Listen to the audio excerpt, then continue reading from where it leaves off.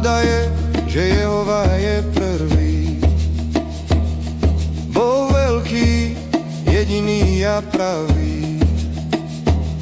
Stvoriteľ neba, zeme aj teba, láskavý a múdry, takého nám treba. V jeho sláve všetko vzniklo, v jeho hlase všetko stíchlo.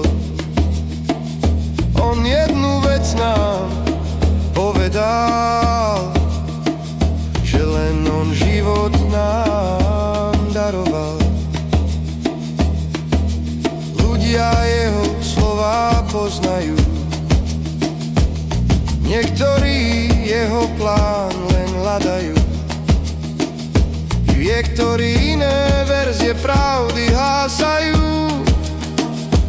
no ak spoznajú pravú, potom jasajú.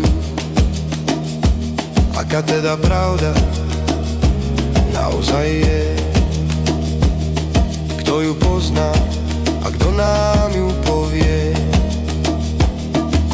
Jehova je prvý, jediný a pravý, k nemu sa modlíme, nech múdri sme a zdraví. Ježíš je druhý, jediný syn Boží, on umrel za nás, nech už nie sme v otrockej koži. Porade si nepleť, osoby nespájaj, modlitbu svoju Jehovovi posielaj.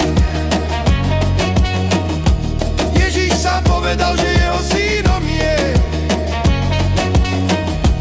Osloviť Jehovu len preto správne je.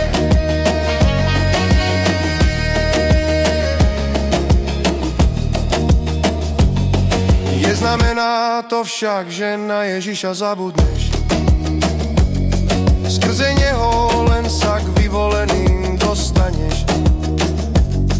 Jeho učenie a slova osvojiť si musíš, alebo mal by si.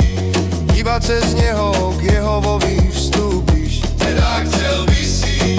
Jeho odevu sa chorí dotýkali, aby Božie odpustenie takto získavali. Jehova je prvý, jediný a pravý, k nemu sa modlíme, múdri sme a zdraví. Ježíš je druhý, jediný syn Boží, on umrel za nás, nech už nie sme v otrockej koži.